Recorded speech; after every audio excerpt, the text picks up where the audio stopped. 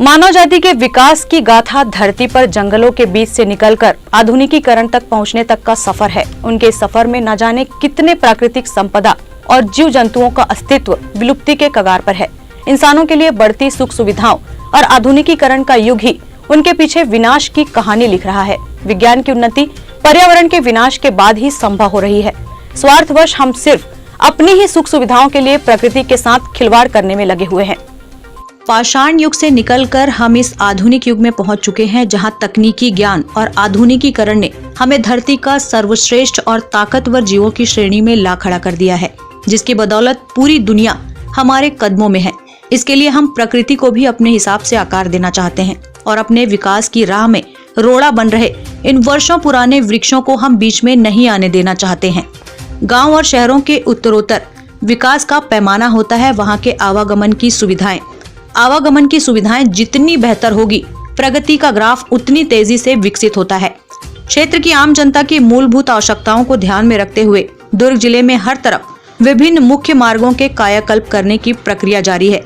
कुछ महीनों में ही डिवाइडर युक्त 2 लेन 4 लेन की ये चमचमाती सड़क अंतिम आकार भी ले लेगी और आम जनता को इसका लाभ भी मिलने लगेगा। लेकिन इसी बीच इसके बनने की प्रक्रिया में हमारे पूर्वजों के द्वारा रोपे गए बड़े बड़े वृक्षों को हम खो चुके रहेंगे।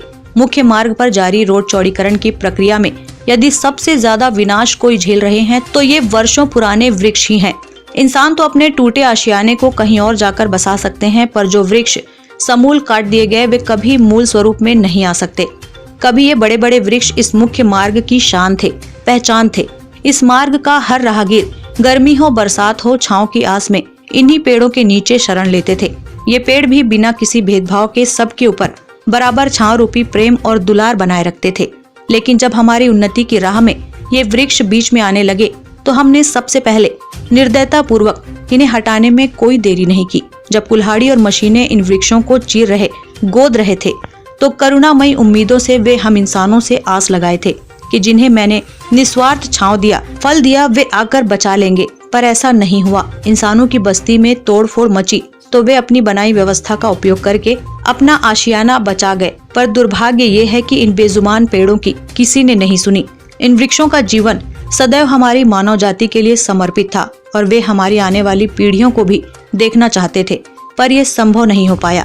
हमें तो सिर्फ और सिर्फ एक ऐसा मार्ग चाहिए जहां हमारी गाड़ी बिना हिचकोले खाए सर पर दौड़ लगा सके। यदि आज इन वृक्षों को अपना रिश्तेदार मनाने वाले पर्यावरणविद स्वर्गीय गेंदलाल देशमुख जीवित होते तो वे इन वृक्षों को बचाने के लिए शासन और प्रशासन से संघर्ष कर रहे होते। पर अब इन वृक्षों के लिए कोई नहीं जो इन्हें भी हमारी आने वाली पीढ़ियों के लिए बचाने का संघर्ष जारी रख पाए। ग्रैंड न्यूज के लिए दुर्ग से वैभव चंद्राकर की रिपोर्ट।